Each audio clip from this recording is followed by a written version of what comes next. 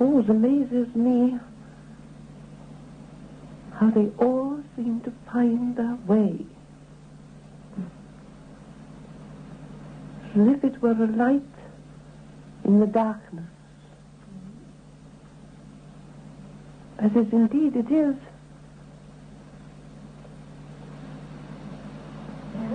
Yes. When you have your sessions, it is in a kind of way like a light shining in the darkness of your world. It is a ray which seems to draw and attract innumerable souls towards you. Some who are near the earth, of course, earthbound, often souls who are in need of help, and of course those from other spheres, some, of course, who are known to you, who come at regular intervals, and then, of course, the guides of the instrument, whose task it is to prepare the way for certain individuals who have something of importance or interest to convey. But it is an extraordinary sight. If it were possible for you to witness the manifestation of power that emanates all around and about you when you sit. Some of them, of course, come to you in your homes and are conversant with your thoughts and the work that you're doing, and in consequence, when you come here, endeavor to be present. They may not speak.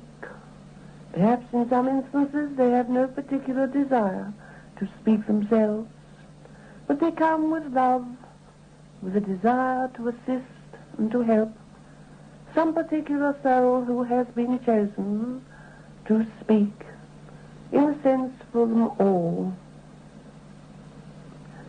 And of course there are diverse conditions, and these conditions must from time to time affect the results that you receive.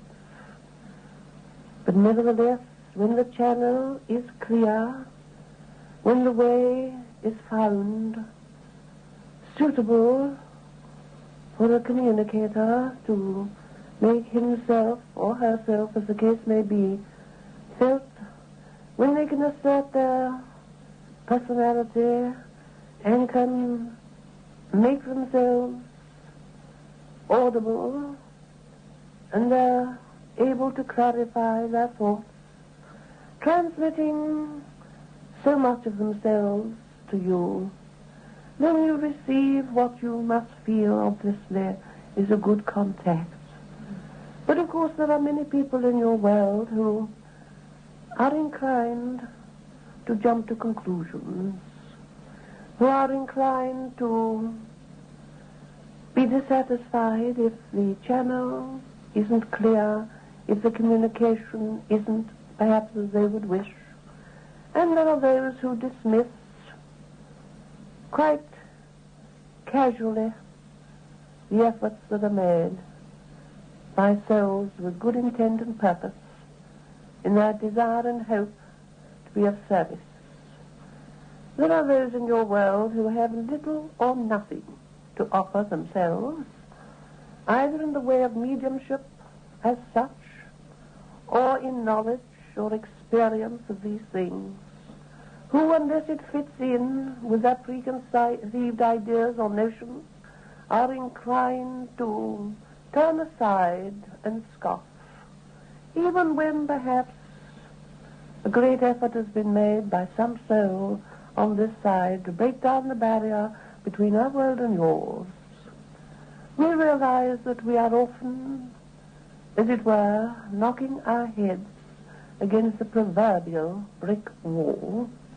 But what makes it, of course, sometimes very distressing is that when all the work and all the effort that has gone into a particular session or communication, that it is not always received in the spirit in which it is given. We do not suggest, or indeed anticipate, that every individual who listens to the voice of the Spirit shall accept it completely and wholly. In the beginning, they themselves, quite rightly, have their own free individual attitude of mind and approach, and they are free to accept or discard. But there are some, particularly, that we find very distressing, inasmuch that they have knowledge and some experience, and yet if it does not fall in with that which they hold, their own personal aspect of truth, put it like that, they are only too ready to turn aside and even ridicule. If a person in your world is anxious for truth, they will realize very quickly that no one person or no one organization or no one particular guide, for that matter, has the whole truth. Every individual has an aspect of truth, which in itself is true enough. But there are limitations set by many conflicting conditions and complexities of communication alone, on different wavelengths, as it were, or various conditions of thought force, so that you will have aspects of truth, sometimes at variance, one with another. But this does not alter the fact that as one links with the Spirit, you must thereby have, according to one's own self and one's own personality, according to one's own aspiration, aspects of truth, varying in degree. And that which we find very distressing is that there are so many in your world who profess to be called spiritualists, who perhaps have spent many years of study and have rightly their own views, as everyone must, but who nevertheless have closed their minds to any other aspect of truth, any other communication that may come through some other source different to their own. And you have this pettiness, this foolishness, which even sometimes amounts to jealousy, to such an extent that instead of the movement of spiritualism progressing as it should, wholeheartedly, cooperatively, spiritually combined, yet on levels of differing thought, on levels perhaps of differing aspect, yet nevertheless working in harmony. You have this disharmony. You have this appalling aspect which causes many people on the fringe of spiritualism who are searching sincerely to be put off, who say, quite rightly, if this is spiritualism, if this person is a propagandist for this great truth, as they call it, if this person is an example, then I'm not at all impressed. And many people are put off in consequence. We do not ask, we do not expect that everyone should agree. I think that would be very stupid and would show very clearly that progress as such would be impossible until there is, in a sense, a form of disagreement, but in a harmonious sense. People on different levels must have their own aspects. This is accepted and understood, the same as we on this side, on our different variation of condition or aspect of realization, according to our evolution, or lack of it, of the different wavelengths and vibrations that we come, there must be these different stratas of consciousness, and therefore different aspects of knowledge. But what we do find so appalling is, in the spiritualist movement today, and this is nothing new, does not only apply, of course, to spiritism, but it applies to all religious organizations and bodies, and indeed in all walks of life. This, we know to some extent, is unavoidable, but we do find very distressing this realization of spiritualists disagreeing to such an extent that instead of forwarding truth, they are holding it back. There are those who listen to your tapes and are impressed, and then they want to learn a little more, and of course, naturally and rightly, those who hear want to have the experience themselves. The tapes have a great value and a great use. They start people off thinking, and of course, eventually, many of the people concerned want the actual experience for themselves. Personal experience is the only proof, the only real proof, that will give conviction. This, I think, is so important. But what is a tragedy?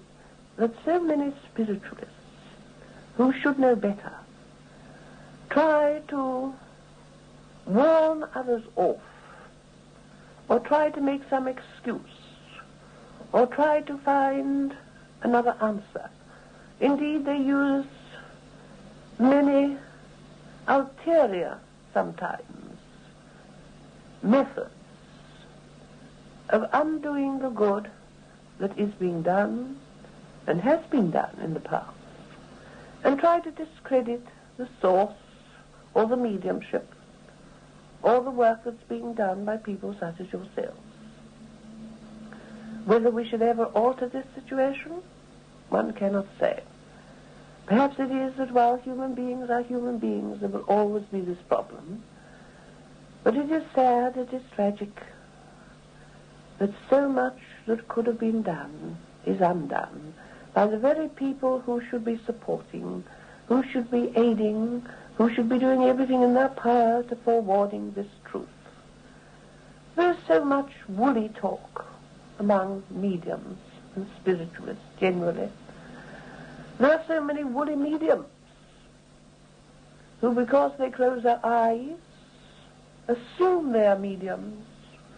There is a great deal of vaporing going on, and so many things are accredited to the spirit, which are merely the figments of fertile minds, and oftentimes people who are anxious to be considered what they are not.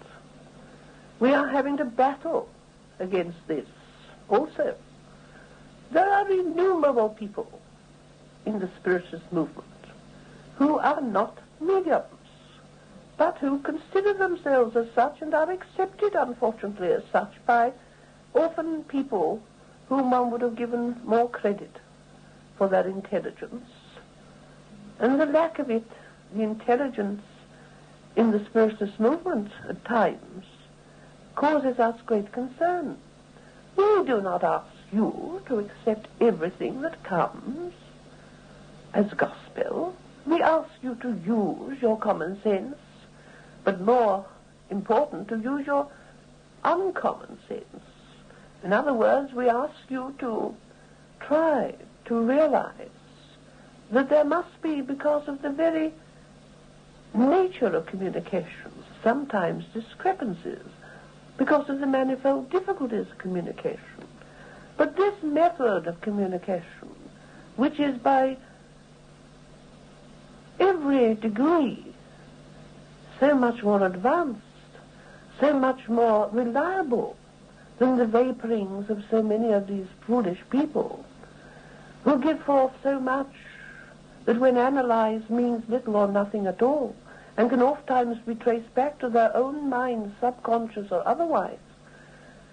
We are giving to you, as best we can, a direct communication which is by far and away superior to any other communication in your world. But you will have to stand the affrontage of all sorts of peoples and all sorts of minds, petty and otherwise. We will do all we can to help you. We shall bring from time to time all manner of people to you. But there will be difficulties.